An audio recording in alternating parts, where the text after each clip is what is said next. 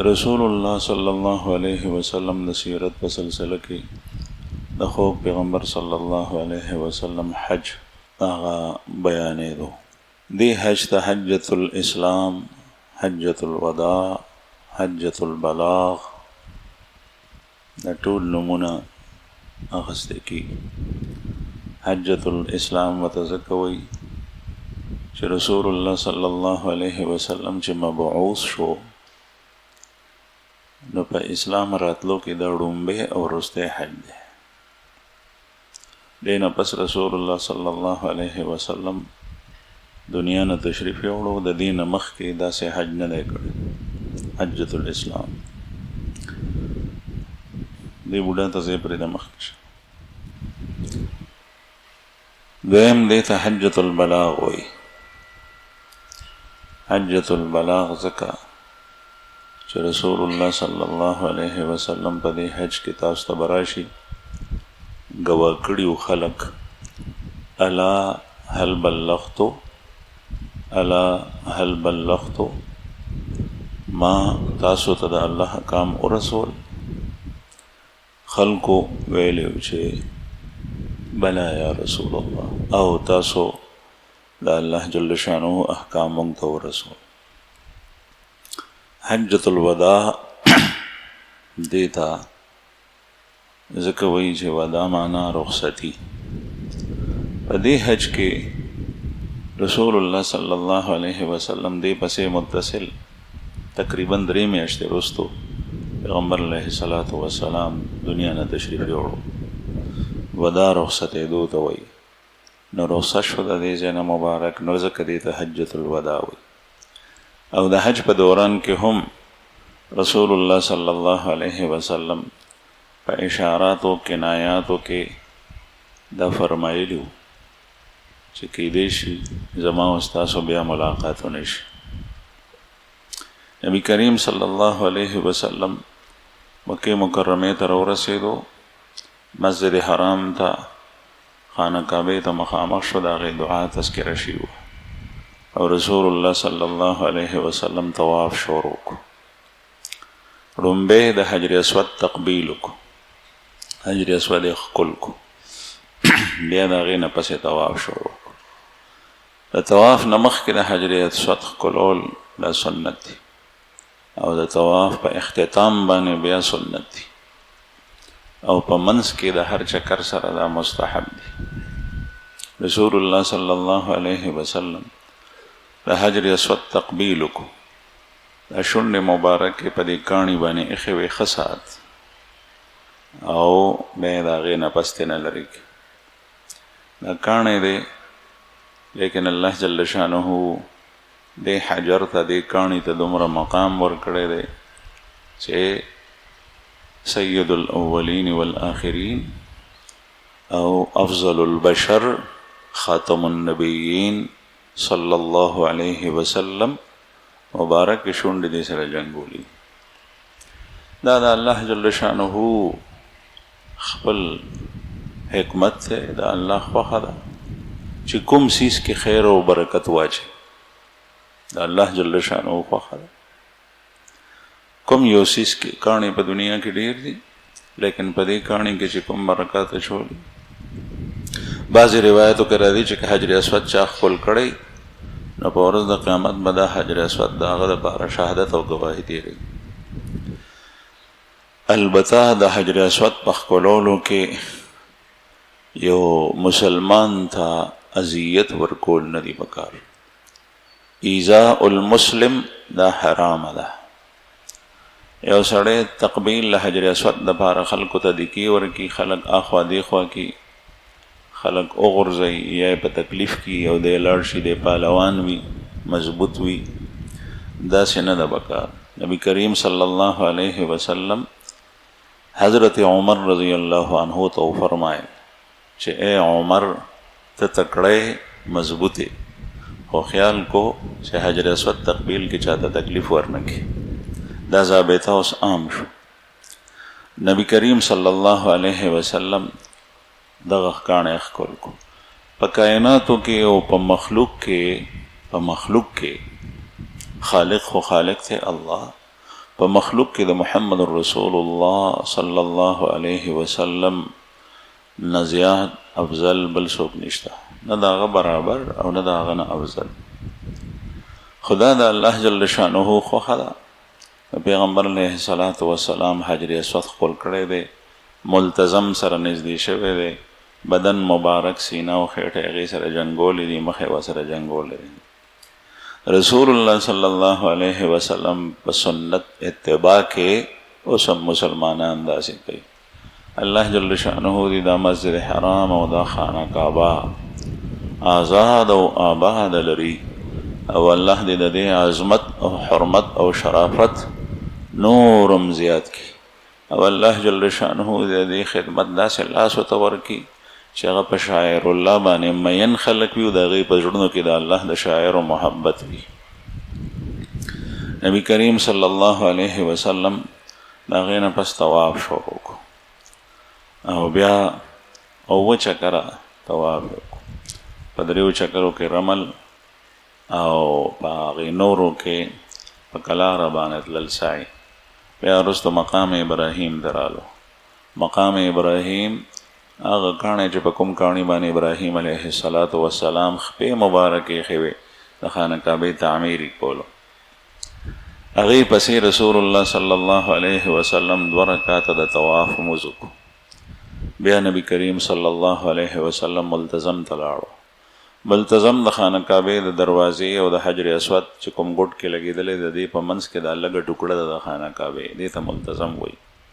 او حضرات اهل علم وی چې باب کعبه د خانه کعبې دروازه پکې شامل ده. دې ځای څخه نبی کریم صلی الله علیه وسلم ودرېدو، خېټه سینه مبارکه او کله یو مخ او کله بل مخ د یې جنګول.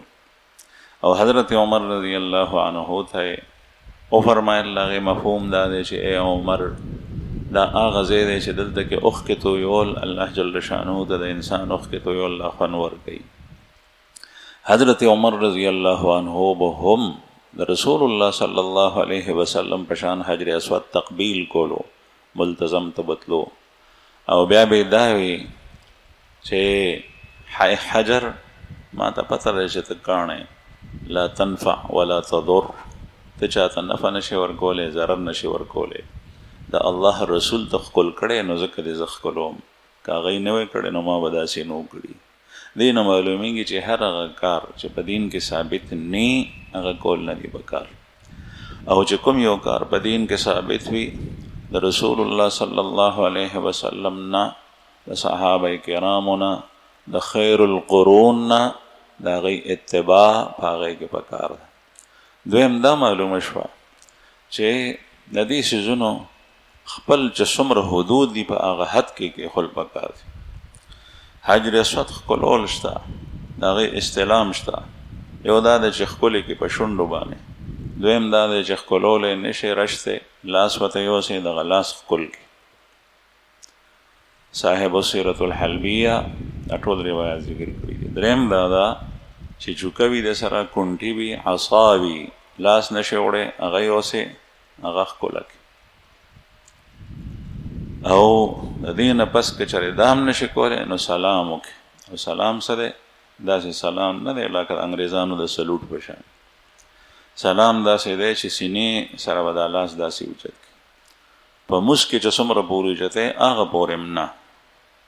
مونځ کې مونږ غوږونو ته لاس وړو، د حجر اسود په استعلام کې غوږونو ته لاس وړل نشته، بلکې د سینې ته مخامخ لاس وړل.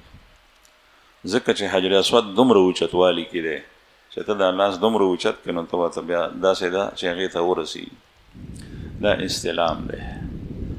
نو دا چې وکې دا هم کافي دی د لرې نه. نو نبی کریم صلی الله علیه وسلم دا کړي دي. حضرت عمر رضی الله عنه کول د دې نه علاوه نور کاڼي د دنیا، لکه بعضې خلک قبر ته لاړ شي، هغه قبر کې پروت کس یا عام مسلمان وي یا څوک شهید وي یا د الله جل شانه دوست تیر شوی ولی الله، هغه په خپله نیک وي، هغه د رسول الله صلی الله علیه وسلم د سنتو متبع وي، او نارینه زنانه لاړ شي د هغه د قبر نه کاڼي راواخلي په ځان پورې مږي، نو د نورو کڼو دا حکم نه دی. داسې کول که چېرې یو سړی په ناپوهۍ سره کوي نو کار عبث دی، مکروه دی. او که یو سړی وایي چې دا د برکت سبب دی نو دا حرام دی. او که یو سړی په دې عقیدې سره کوي چې دا کاڼې ما ته نفع او نقصان را کوي، چې دا په خېټه وم زنانه وایي نو زما به ماشوم وشي، دا کاڼې ما ته نیغ په نیغه نقصان را کوي، نو دا د الله سره کاڼې د هغه په بعضې صفاتو کې شریک ګرځول دي. دا کفر او شرک ته خبره لاړه، مختلف حیثیات دي. دا د رسول الله صلی الله علیه وسلم نه، د صحابو نه، د خیر القرون نه، د چا نه ده ثابت. نبی کریم صلی الله علیه وسلم چې کله طواف بیا ملتزم ته رالو، بیا د هغې نه پس نبی کریم صلی الله علیه وسلم لاړو زمزم ته. هغه زمانه کې د زمزم کویې و، اوس هم کویې دی، خو په هغې باندې بوکه وه او پړی و. بیا به یې بوکه ښکته کوله، په هغې کې به اوبه راوتې، بیا به لوښي و ډیګۍ به وې، په هغې کې به اچولې کېدې، مسلمانانو به نسکلې. او دا کار د اوبو دا رایستل دا د رسول الله صلی الله علیه وسلم په خاندان کې دې ته سقي وایي، سقي الحجاج. حاجیانو باندې اوبه څکول دا د هغې ذمهداري وه. او د دې مشر حضرت عباس رضی الله عنه چې د پیغمبر علیه الصلاة والسلام تره دی. نبی کریم صلی الله علیه وسلم چې لاړو اوبه یې ورته راوویستې، پیغمبر علیه الصلاة والسلام زمزم وڅکلې. بیا یې فرمایل چې زما زړه غواړي چې ما دا پړی په دې اوږه واچولې او دا بوکه مې ښکته کې او اوبه مې خلکو ته راایستې او په خلکو مې څکولې. دا ډېر ښه کار دی. لیکن رستو به خلک په دې باندې بیا جګړې کوي چې زموږ پیغمبر داسې کړي، زه به داسې کوم، بل به وایي زه به داسې کوم. نو د نزاع او د جګړې د پیدا کېدو د وجې نه رسول الله صلی الله علیه وسلم د خپل خوښې کار ترک کړو. نزاع او اختلاف په امت کې پیدا کول دا ډېر خطرناک شي. بعضې خلک نن سبا اهل علم هغوی معمولي مسایلو باندې داسې جګړې پیدا کوي چې د امت د ښو افرادو صلاحیتونه هغه ټول ژوند په هغه جګړو کې ختم شي. دا شته او که نشته، دا شته او که نشته، دا شته او که نشته، په هغې کې ګنجایش وي. نبی کریم صلی الله علیه وسلم د خپلې خوښې دا کار پرېښود. زړه مې غواړي چې دا زمزم مې رایستې به وقې او خلکو ته مې ورکولې، لیکن د دې وجې نه کوم چې خلک به سبا په دې جګړه کوي. یو به وایي چې زه به دا کار کوم، بل به وایي زه به دا کار کوم. نو دې نه معلومه شي چې زمزم او بس کول په خلکو باندې دا افضل کار دی، کار ثواب دی. دویم د زمزم اوبه نبی کریم صلی الله علیه وسلم فرمائی ماء زمزم لما شرب له، زمزم کا پانی اس مقصد کے لیے ہے جس کے لیے اس کو پیا جائے. د زمزم اوبه چې څه دپاره وڅکلې تھا هغې دپاره دی. نو زمونږ د دې امت محمدیه علی صاحبها الصلاة والسلام والتحیه ډېر حضرات اهل علم تللی دي، هغوی مختلفې دعاګانې غوښتي. نن سبا خو خلک دغه دعا غواړي چې یا الله پیسې راکړې، یا الله نوکري راکړې، یا الله زوی راکړې، یا الله دا شی راکړې، یا الله دا شی راکړې. حضرات علما تللی دي، هغوی د دین د خدمت دپاره مختلفې دعاګانې غوښتي دي. یا الله داسې پوهه راکړې چې څنګه د فلانکي ته ورکړي ده، یا الله داسې حافظه راکړې چې څنګه د فلانکي ته ورکړی ده، فلانکي ته ورکړي ده. حافظه چې د رسول الله صلی الله علیه وسلم احادیث یاد. حافظ ابن حجر رحمه الله فرمایي هغه دعا چې زمزم اوبه څکلې دا دعا یې وکړه چې یا الله شمس الدین سخاوي رحمه الله ته چې د څنګه حافظه ورکړي وه داسې حافظه ما ته راکړي. نو چا د څه دعا غوښتي، چا د څه. نن سبا ماده پرستی ده، مادیاتو دور دی. ماده یعنی روپۍ، پیسہ، سامان، پیزار، کپڑے، جیداد، آبادی، دا ټول ماده ده. دا دومره مقدم ګرځولی شوي ده چې د سړي د ایمان سوال، د مغفرت د بخشش سوال، د جهنم نه د بچ کېدو، جنت ته د تلو سوال، د الله د رضا او د خوشنودۍ سوال، په دین باندې د پوهې سوال، ځکه خو په دین نه پوهېږي، دعا نه غواړي. دا رستو شوی دی، یا د سره شته دی نه څوک غواړي نه، یا مؤخر دی، د دې اخیری نمبر دی. د هغې نه مخکې ټول د دنیا ضرورتونه پوره کړي. زما عزتمندو دا دین مؤخر کول دی. دین مه مؤخر کوئ په دنیا باندې، دین وړاندې کا، دنیا رستو کا.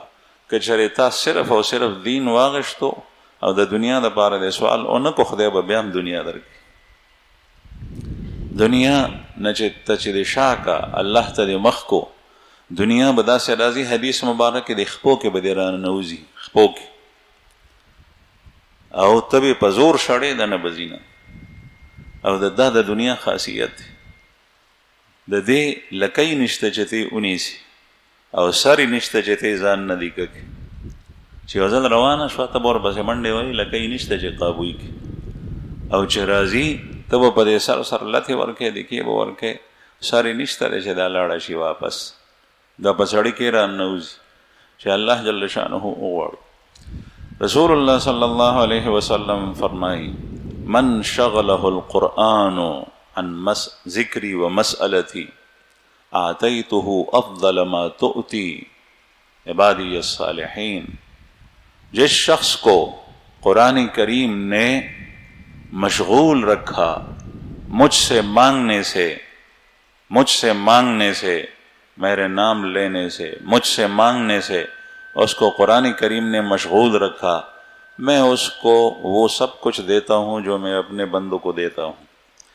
چسوک قرآن کریم مشغول کی. قرآن کریم نہ مراد قرآن پاک تلاوت، نہ قرآن پاک حفظ، قرآن کریم نہ د مسائل و استنباط. ائمه مجتهدین اهل علم حضرات چې عمرونه پسه کې صرف کړي دي، چې کوم سړی دا کوي زبردسته د سائلینو نه د مقستونکو نه اعلی ورک. مونږ تجربه نه کړي. الله جل جلاله دنیا به داسې ورکوي چې هغه ذلیله وي، چې کله سړی الله ته مخ کي، او چې کله دنیا ته مخ کو نو نه خدای حاصل شي او نه دنیا حاصل شي. بهرحال رسول الله صلی الله علیه وسلم فرمایي چې د زمزم اوبه چې د څه دپاره وڅښلې، د زمزم اوبه داسې خالص اوبه دي چې د دنیا مفید اشیاء د یو انسان دپاره هغه په دې کې موجود دي، او د دنیا یو اوبه هم داسې نشته په دنیا کې.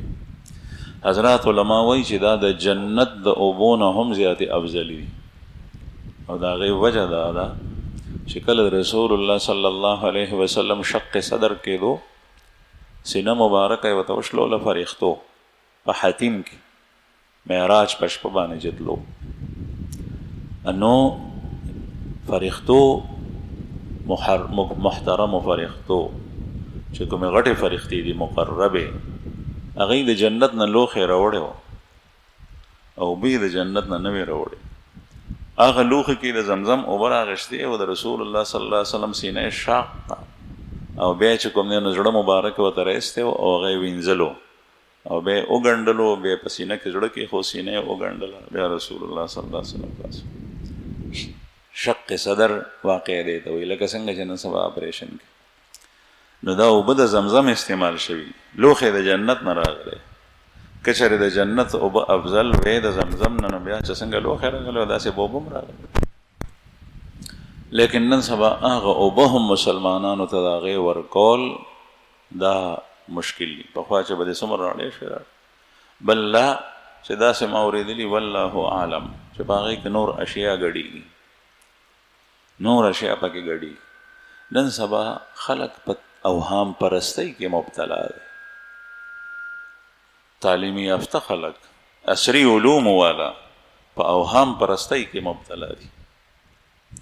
هغه اوبه چې الله جل شأنه د ځمکې په رګونو کې لکه څنګه چې د غوا، د ګډې، د بیزې او د میخې لنګې نه تازه پی په رګونو کې روزي لشې مفید دي، دغسې د اوبو مثال دی. الله جل شأنه په دې رګونو د ځمکه کې دا اوبه جاري کړي او دا فلټر شوي دي ټولې صفا.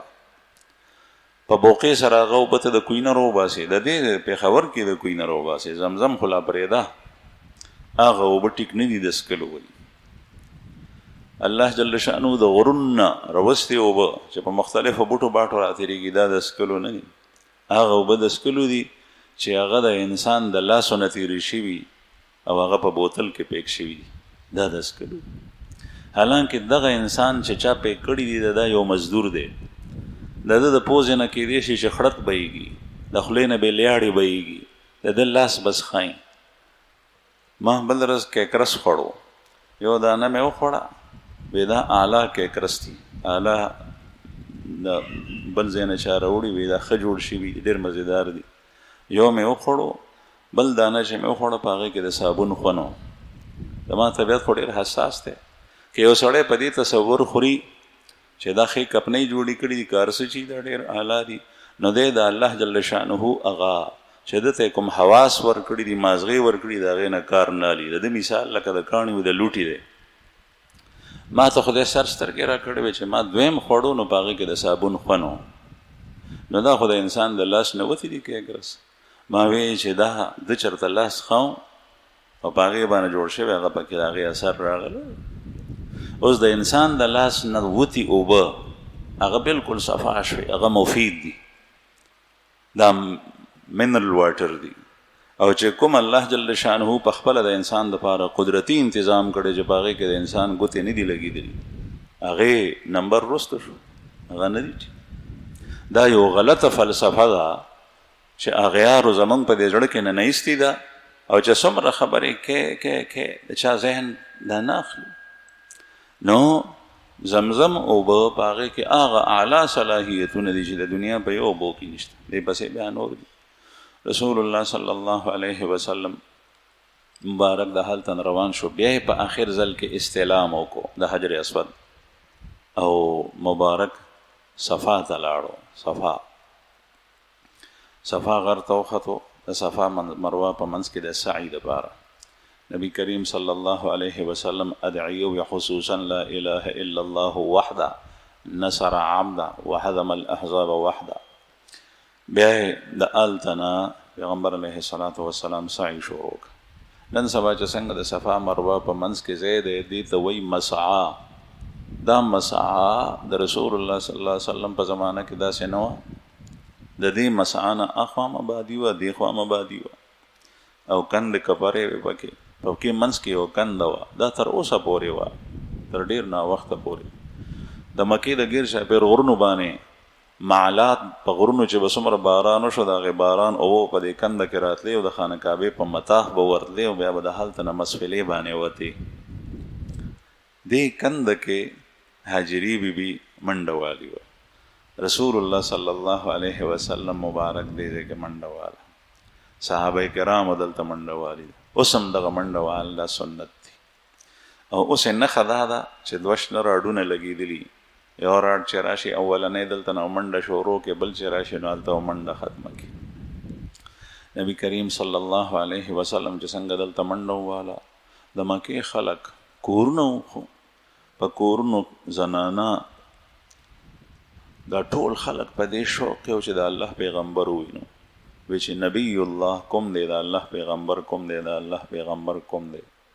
حضرت عبدالله ابن عباس صاحب نه چا تپوس وکړو چې فلانکې وی چې رسول الله صلی الله علیه وسلم پیاده سعی کړې ده، وی کذبه دروغ وی.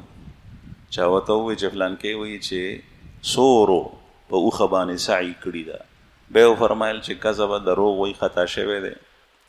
بیا ترې چا تپوس وکړو چې صاحب تا پیاده سعی هم نفي وکړه، د سور سعی هم نفي دې وکړه، نو نبي کریم صلی الله علیه وسلم څنګه نفي کړي ده؟ نو هغې تفصیل بیان کړو. لومبی سعی چې پیغمبر علیه الصلاة والسلام شروع کړو نو پیاده و، خو چې بیا یې وکتل چې صحابه دي ډېر زیات، او پته یې نه لګي چې د الله رسول کوم یو دی، او د مکې خلک هغه مشتاق و شوق یې لرلو چې د الله رسول زیارتو کې وویني. نو بیا په نیمه سعی کې پیغمبر علیه الصلاة والسلام په اوښي د پاسه عظبا قصوا، په هغې د پاسه سور شو. بیا خلکو لیدو په اسانه چې خلکو ته مشکل ني، د صفا نه مروه ته، د مروه نه صفا ته، بیا د صفا نه مروه ته اووه چکره سعی وکړه. آخري چکر په مروه باندې ختمیږي. نبی کریم صلی الله علیه وسلم چې کله دې ځای ته ورسېدو مروه ته، نو ویې فرمایل چې کوم خلک سایق الهدي نه دي، چا ځان سره د هدي څاروی نه دی راوستی. هدي هغه څاروي ته وایي حلال څاروی، غوا، میخه، اوښ، ګډه، بیزه چې هغه ته د بیت الله دپاره راوستي چې د الله په نوم به هلته حلالوم، دې ته هدي وایي. چې چا دا څاروي رایستي دي هغه دې په احرام کې پاتې شي، او چې چا نه دي رایستي هغه ټول خلک دې حلال شي. چې کله سړی عمره وکړي د عمرې نه پس حلال شي تر حج پورې، بیا دې ته حج تمتع وایي، او دا حاجي متمتع دی. په دې منځ کې دی حلال شو د احرام هغه څیزونه چې په احرام سره هغه منافي و هغه ټول د دپاره روا شو. او چې چا هدي راوستي هغه به نه حلالېږي لکه د قارن په شان، یعنی په دغه احرام سره به دی بیا حجم کوي، دغه احرام سره. رسول الله صلی الله علیه وسلم په خپله د احرام نو سپړلی، او دغسې نور حضرات هم چې کوم سائق الهدي په هغې کې حضرت ابوبکر صدیق رضی الله عنه، حضرت عمر رضی الله عنه، حضرت علی کرم الله وجهه، حضرت طلحه رضی الله عنه، حضرت زبیر ابن عوام رضی الله عنه، یو څو کسان. اکثر ټول صحابه کرام تقریبا هغه چې هغوی ځان سره څاروي نور وروستي. امهات المؤمنین د پیغمبر علیه الصلاة والسلام سره بیبیانې هغوی سره هدي څاروی نو ټولو ته یې ویې چې حلال شي. حضرت فاطمه رضی الله عنها د پیغمبر علیه السلام لور بیبي، هغه هم په دې حج کې وه، هغې سره څاروی نو هغې ته یې ویې چې ته حلال، یعنې ټول به احرام سپړي. په آخر کې نبی کریم صلی الله علیه وسلم چې د حج نه فارغ شوی دی بیا یې مبارک سر خریلی دی چې کله سړی په احرام کې نو سر به نه خري، حج چې په هغه احرام کې کوي، او چې کله حلالېږي نو د سر خریلو سره حلالېږي. رسول الله صلی الله علیه وسلم چې کله حلال شوی بیا په صحابي باندې سر خریلی دی، بیا هغه ویښته نبی کریم صلی الله علیه وسلم په صحابو کې تقسیم کړي دي، هغه ویښته تقسیم کړي دي. ابو طلحه رضی الله عنه ته یې ولکړل، ویې چې دا ویښته واخله، څه یې هغه ته ورکړل، او بیا یې څه وفرمایل چې دا نور په خپلو ملګرو کې تقسیم کړه، چاته یو ویښته، چاته دوه موی مبارک، چاته پنځه، چاته څومره، چاته څومره، دا ورسېدل. ام المؤمنین حضرت ام سلمه رضی الله عنها نږدې خیمه کې وه، هغې صحابو ته وویل چې د مور ته هم ورکوي که نه، حالانکې هغه د نبي کریم صلی الله علیه وسلم بیبي ده، هغې ته هم پکې ورکړی شو. بعضې کتابونو لیکلي دي چې ام المؤمنین حضرت ام سلمه رضی الله عنها څخه به خلکو زنانو ماشومان راوستل بیماران، د چا به تبه و د چا به څه، بیا هغې د نبي کریم صلی الله علیه وسلم موی مبارک دغه ویښته په یو نچه کې ایښي وو، بیا چې به کله بیمار رالو نو هغې نچه کې به یې هغې ویښته مبارک سره اوبه واچولې، بیا به یې داسې پکې لغنې وخوځولې، بیا به یې بیمار ته ورکړي، یا به یې ورته په خوله ورکړې په خېټه، یا به یې ورته په سر واچولې، الله پاک به هغه ته شفا ورکوله. دې ته تبرک وایي. د رسول الله صلی الله علیه وسلم د نښو نښانو نه تبرک هغه شته. بعضې خلک اوس هم داسې شته چې د تبرکاتو قایل نه دي، حالانکې تبرکات دا ثابت دي، رسول الله صلی الله علیه وسلم دا کار په خپله کړی. تبرک دې ته وایي چې د پیغمبر صلی الله علیه وسلم باقیات، دا غي کپڑے، دا غي صادر، دا غي پیزار مبارک، دا غي موی مبارک، هغه چا ځان سره د برکت تباره ایښي، دې ته تبرک. بیا تبرک به آثار صالحین، د امت د نورو نیکانو خلکو، د اولیاءو د نیکانو خلکو تبرکات دا ځان سره ساتل ثابت دي، دې نه ثابت دي. د تبرکاتو په باره کې دوه قسمه خلک دي، درې قسمه په غلو کې مبتلا دي، دوه قسمه غلو کې مبتلا دي، یو سم دي. یو قسم خلک هغه دي چې د تبرکاتو د سره چوټ انکار کوي چې دا نه، چې تبرک شی ورته ووایې او دا ټکی په غوږو ولګي نو دی وایي کفر او شرک، دا په خطا دي. دویم هغه خلک دي چې هغوی تبرکات ځان سره ساتلي، نو هغه تبرک نه سوال کوي چې ما ته زوی راکړئ، ما ته دا راکړئ، ما ته دا راکړئ، نو دا یا حرام دي که عقیده یې نه، او که عقیده یې د نفع د ضرر د مالک ګڼلو وي نو دا کفر او شرک دی، دا هم خطا کې مبتلا دي. دریم هغه خلک دي چې هغوی هغه آثار ځان سره ایښي، د هغې احترام او قدر او عزت کوي، لیکن نه د هغې پوجا پاټ کوي، نه ورته سجده کوي، نه ترې نه څه شی غواړي، د برکت دپاره یې ځان سره سنبال کړي. دا دریم خلق درست دی. دا دوه چې کوم اول ذکر شول دا په خطا باندې. نبی کریم باقی تبرکات د قرآن پاک نه ثابت. قرآن کریم کې د طالوت تذکره ده. طالوت د الله نیک بنده و او د هغه د یو کافر بادشاه جالوت سره مقابله وه او پیغمبر د زمانې ته خلکو ووی بني اسرائیلو چې په موږ باندې یو امیر مقرر کسې په سالار چې هغه زمونږ امام وي، مونږ په جنگ کې د هغه قیادت په هغه پسې روان وي، هغه زمونږ قیادت کوي. پیغمبر د الله جل شانه نه وغوښتل، الله پاک طالوت هغه د هغوی مشر کو. قرآن کریم کې د طالوت تذکره ده. دی ووی چې طالوت په موږ باندې څنګه مشر جوړیږي، حالانکه نه هغه ته خانداني شرافت زمونږ په شان حاصل دی او نه ورسره مال شته او موږ سره مال هم ډېر دی، موږ کې معزز خلق دی. په کار دا دی چې بل څوک وی پیغمبر ورته وی چې دی الله مقرر کړی دی، بس دا به منئ، ګنې خطا کېږئ. بیا هغوی وی چې نښه به سي، وی نښه د دا د ان یأتیکم التابوت فیه سکینة من ربکم وبقیة مما ترک آل موسی و آل هارون تحمله الملائکه. تاسو څخه به یو صندوق راشي، دا د ده د مشرۍ نښه ده، یو صندوق به راشي، په هغې کې تاسو دپاره تسکین دی. وبقیة مما ترک آل موسی و آل هارون، او د موسی علیه السلام او د هارون علیه السلام باقیات دي پکې، د هغې نښې نښانې دي پکې هغه صندوق کې. هغه صندوق قرآن کریم خو اجمال ذکر کوي، مفسرینو د هغې تفصیل ذکر کړی دی چې هغه صندوق د غوانو په ګاډي کې و، د غوانو ګاډی. دا ټکی زه کوم تاسو به لیدلي، 2 غوان قلبه پې تړلي، مخکې دا ډېر و، په هغې کې صندوق پروت دی. هغه قلبه را روانه د دې طرف ته، هغه مخکې د هغه ظالم او کافر بادشاه سره چې کوم بني اسرائیلو ته نقصان رسولی او هلاک کړي او بیت المقدس ته نقصان رسولی او دا صندوق یې وړی و. خو هغوی چې به صندوق چرته وړو نو هغوی ته به شکست و، بده ورځ وه د هغوی دا صندوق پرېښو، په ګاډي کې واچولو، غوانې وشړل ځنګل طرف ته، فرښتو هغه ګاډی او هغه قلبه را شړل او راوستی او د طالوت په دروازه باندې رالو، هغه ګاډی ودرېدو. خلکو ته صفا پته ولګېده چې دا واقعي الله جل شانو په موږ مشر جوړ کړی. دې کې د موسی علیه السلام او د هارون علیه السلام تبرکات قرآن پاک نه ثابت دي.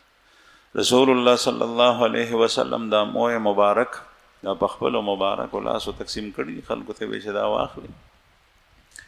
او نبی کریم صلی الله علیه وسلم صادر، د هغوی رومال، د هغوی کاسه، پیاله، مختلف څیزونه. حضرت انس رضی الله عنه وایي چې رسول الله صلی الله علیه وسلم کاسه وه، هغه موږ ته را رسېدلي او موږ سره وه.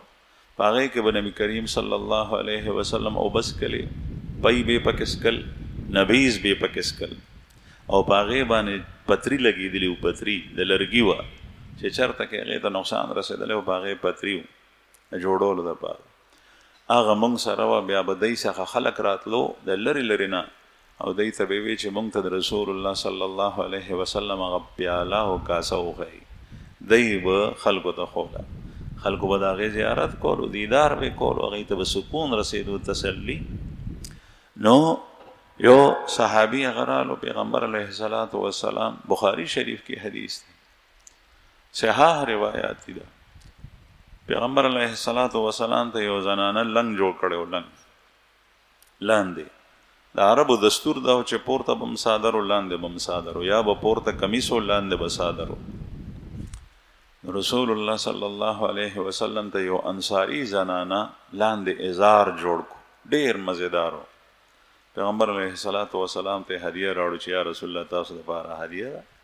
د الله رسول به هدیه قبلوله، ځکه چې هدیه قبلول دا د هغه مسلمان زړه ساتل دي چې کوم مسلمان شی و، او داسې هدیه نه چې قیمتي و نو بیا به یې قبلوله، او چې قیمتي به نه و نو بیا به یې چې زما نه دی په کار واپس کړه. نه، هر یو هدیه به یې قبلوله.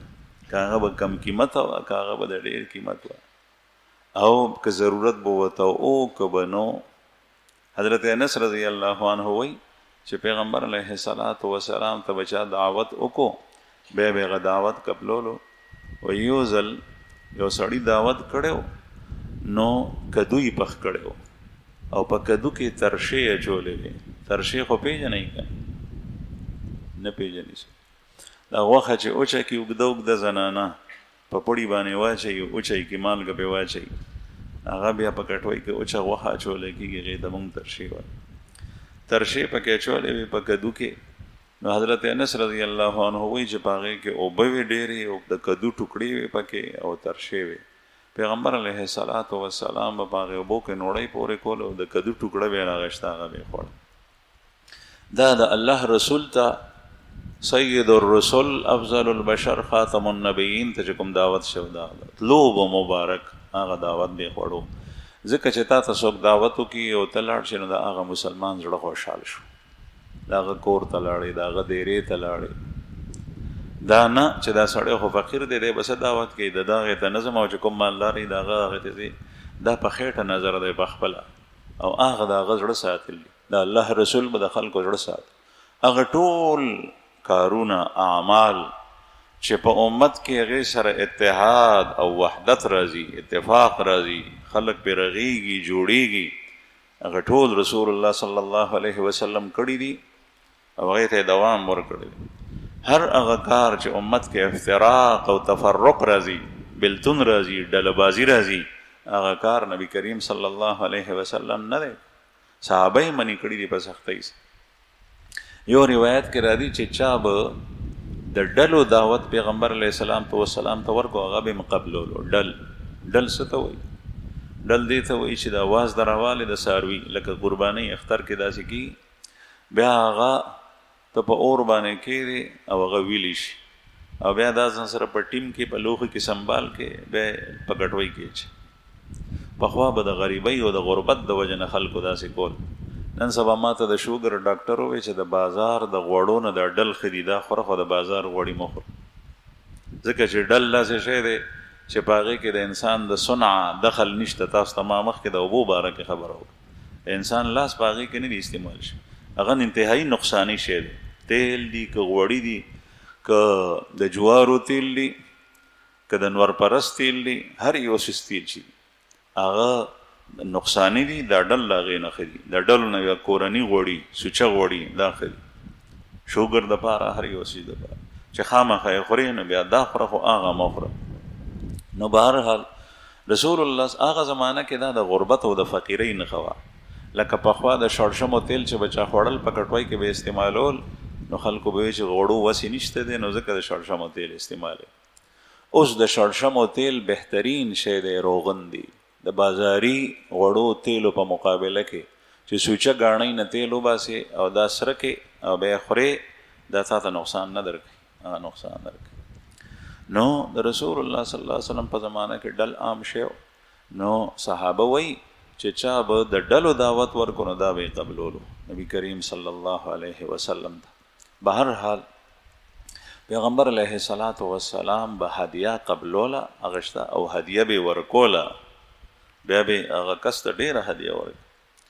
نو یو زنانه ورته څادر جوړ کو راوړو وایي چې یا رسول الله دا څادر ما ډېر په شوق سره تاسو دپاره جوړ کړی دی په دې جنګ باندې نښه مې وي او دا قبول کوي دا الله رسول قبول کو. صحابه وایي قبول کو او دې وخت کې پیغمبر علیه الصلاة وسلام ته د څادر ضرورت هم و.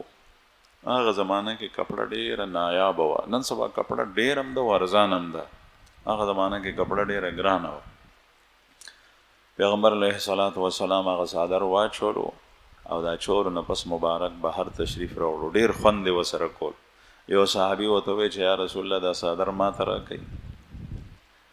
نو نبی کریم صلی الله علیه وسلم ورته وفرمیل چې اوس خو ما اچولی دی اوس یې څنګه درکړم خو زه کور ته ځم او کور کې به بل څادر بدل کړم نو بیا به یې ته راوړم. نو مبارک لاړو کور ته او بل زوړ څادر یې بیا واچولو دا نوی څادر یې ټپ کړی هغه صحابي ته راوړو ورې کو.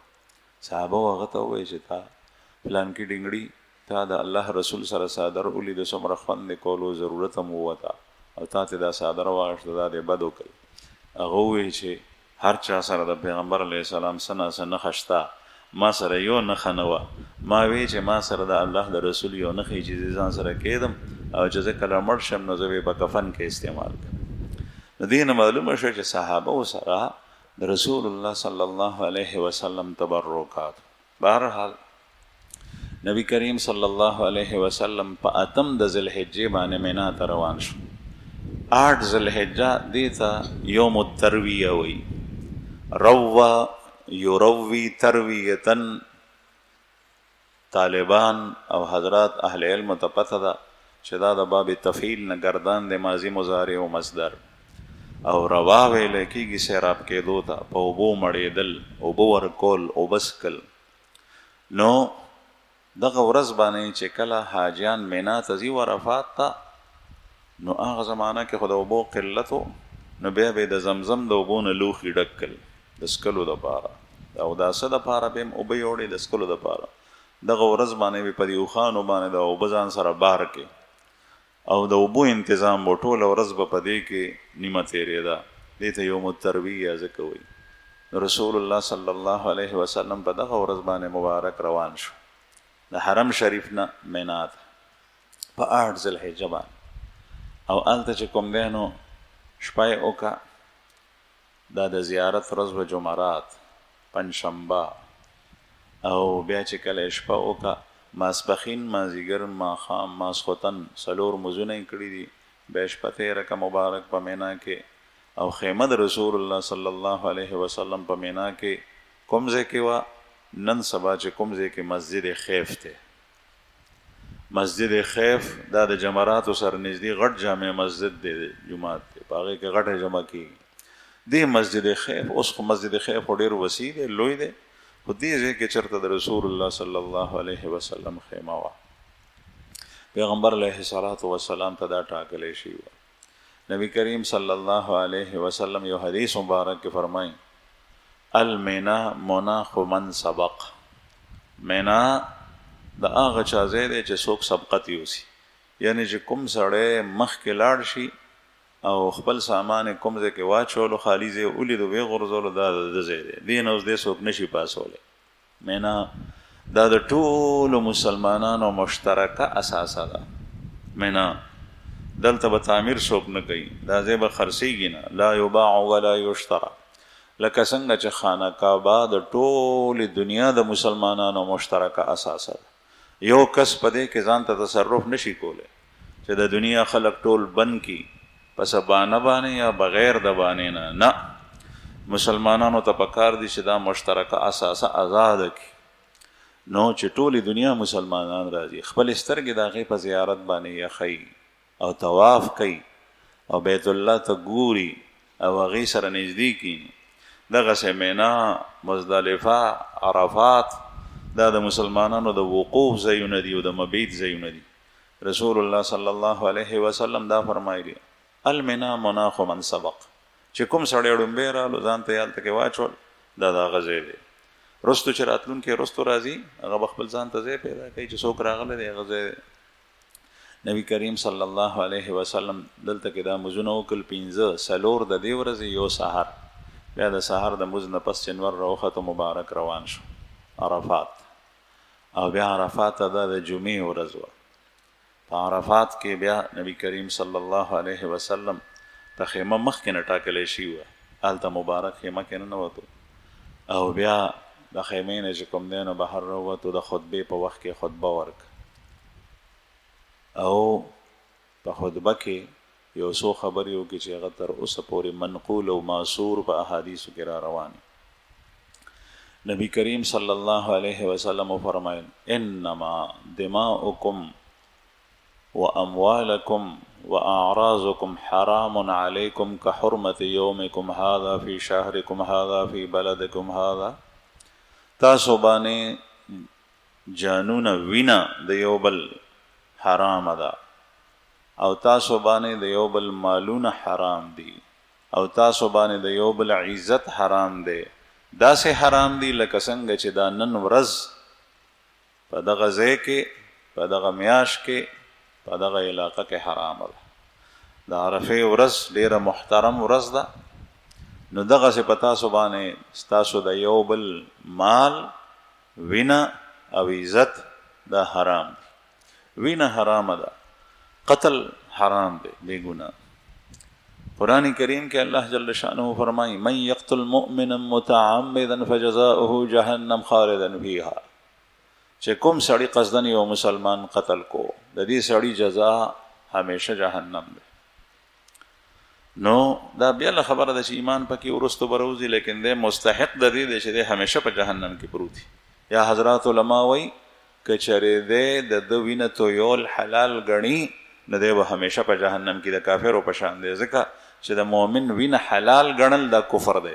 بعضې خلک نن سبا هغه خزان دیندار بولی او هغه د مسلمان وینه تو یول حلال غني، دا کفر دی او دا الله جل شانه انکار دی. ځکه چې خدای یو شی منع کړی دی تا هغه حلاله، نو استحلال الحرام کفر، د حرام سیز حلالول کفر دی.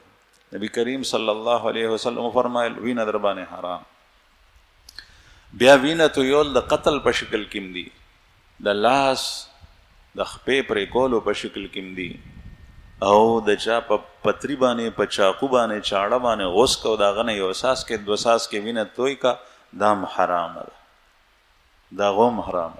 نن سبا د پیسو د پاره بعضې خلک هغه دې ته کار ویلی دي، سړی اغوا کا او بیا بوزه، بیا چې کوم دی نو هغه داسې موردي په افغانستان کې داسې خلک شته چې هغه د طالبانو بعضې ونیول او هغوی ته یې سزا ورکړه او په داسې مرګ یې مړ کړل چې خلکو دپاره باعث د عبرت وګرځي. چې سړی به یې بوتلو د هغه ګوتې به یې راواستولې چې دا مو ګوتې در واستولې 3 کروړه روپۍ راواستو، ګنې بیا به غټه قرباني در واستو، دې ته به یې قرباني وي، بیا به یې لاس واستولو، بیا به یې خپه واستولو. دا دومره زیږرورتیا بې رحمي دا یو مسلمان هغه سره دا کار کوي.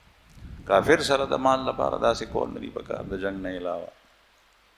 بهرحال دا نن سبا په خلکو کې شته، دا کسب په ورځ د قیامت الله جل شانه ته څه جواب ورکړي. کله په پوله باندې جنګ شي، کله په پټي باندې جنګ شي، کله په پیسو باندې جنګ شي، کله په معمولی سیز باندې جنګ شي، په هغې باندې د یو بل وینه توي. هغه ځمکه په ځای پرته وي، هغه پوله په ځای پرته وي، هغه پټی په ځای پروت وي، کسان په باندې د دواړو طرف نه مړه شي. رسول الله صلی الله علیه وسلم د دواړو باره کې فرمایي دا قاتل او دا مقتول چې القاتل والمقتول كلاهما في النار. قیل یا رسول الله هذا القاتل فما بال المقتول. پیغمبر علیہ السلام فرمایل چې جنگ بکیږي په هغې کې به قاتل قتلون کې او مقتول چې څوک ووجلی شي دا دواړه به په جهنم کې. صحابه ورزو کو چې یا رسول الله قاتل په جهنم کې دی، په دې خو پوهیږو، د مقتول له جهنم د تلو څه وجه ده؟ نبی کریم صلی الله علیه وسلم فرمایل چې دا مقتول هم دی قاتل پسې ګرځېدو، دم تماچه ګرځوله، غم ګرځوله، دم ټوپک غاړې ته اچولی او غم اچولی، اوشوه دا چې د هغه وس پې بر شو دی قتل شو، یعنی دم هغه قتلولو. دا دواړه په جهنم کې. نو چې په دې جګړو کې کوم کسان مري په دې کې یو شهید نه دی، دا دواړه د شیطان په لار لاړل، وینه یې توی شو او دا حرام دي. دم حرام وکړه او دم حرام وکړه. بهرحال نبی کریم صلی الله علیه وسلم فرمایل ستاسو وینه په یو بل باندې حرام، ستاسو مال په یو بل باندې حرام دی. بیا چې څوک وینه نه تویي د مال په اغشتو کې مبتلا دی.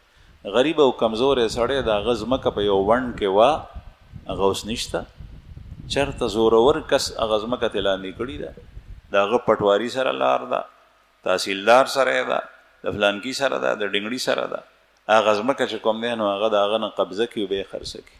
رسول الله صلی الله علیه وسلم فرمایي دا مال حرام. یو حدیث مبارک کې فرمایي نبی کریم صلی الله علیه وسلم چې چا یو لیش ځمکه د چا نه لاندې کړي وي، دغه ځمکه به په ورځ د قیامت تر 9 ځمکې پورې د ده په غاړه کې توق وي، دې ځای کې به یې پرته وي.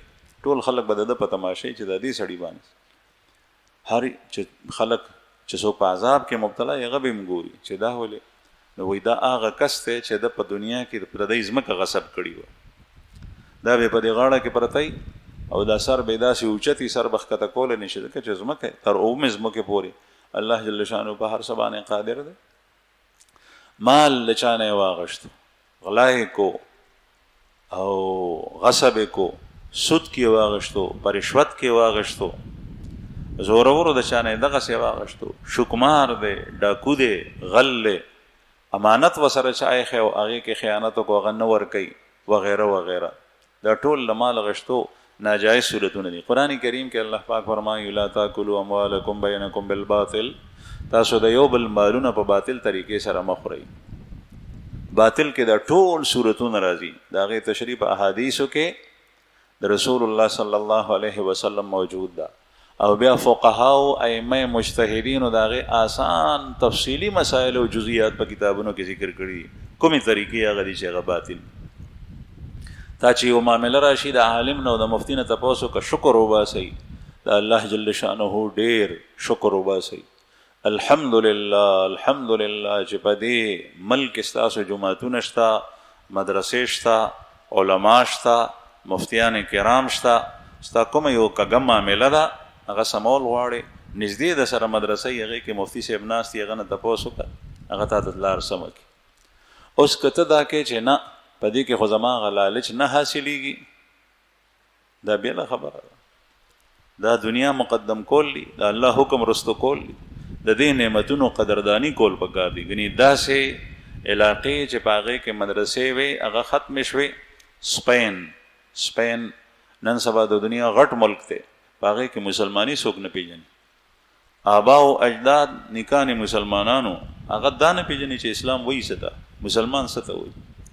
ولی ابتدا د دې ځایونه نه وشوه، مدرسه ختمه شوه، درس و تدریس ختم شو، حلقه د درس ختمه شوه، بیا جماعتونه ختم شو. هغه جماعتونه چې د هغې در و دیوار اوس هم موجود دي، او په دنیا کې په تعمیر کې د هغې ثاني بل ځای نشته، لیکن هغه هلته اوس چېرته کې آواز د ایمان او د اسلام نشته. ولې دا سیزونه ختم شو؟ د دې جماعتونو، د دې مدرسو، د دې بیاناتو، د دې درسي حلقو، د دې درس و تدریس، د دې قدر کول پکار دي. د رسول الله صلی الله علیه وسلم ابو هریره رضی الله عنه یو ځل په لار تېرېدو، خلک لګیا و خبرو اترو کې، ورته یې وفرمیل چې جومات ته لاړ شئ. جومات وی څه دي جومات کې؟ وی د رسول الله صلی الله علیه وسلم میراث تقسیمیږي. د الله د رسول نوم چې څوک واخلي د سړي په زړه کې څومره عقیدت جذبات راپورته شي. میراث کې یعنې د هغوی آثار، تبرکات، نښې نښانې خلکو منډې کې جومات ته رالل. چې رالل څه شی نه تقسیمېدو، البته درس جاري و په مسجد نبوي کې. خلکو تپوس وکړو چې فلانکي تا خو وی د رسول الله صلی الله علیه وسلم میراث تقسیمېږي، دلته خو څه نشته. وی دا چې کوم حدیث بیانېږي دا د رسول الله صلی الله علیه وسلم میراث نه دی، نور څه دي؟ پیغمبر علیه الصلاة والسلام خو په میراث کې درهم او دینار نو پرېښی، هغوی په میراث کې ځمکه او جایداد نو پرېښی، روپۍ او پیسې، ډالر او ریال نو پرېښي، هغوی په میراث کې دغه پرېښي.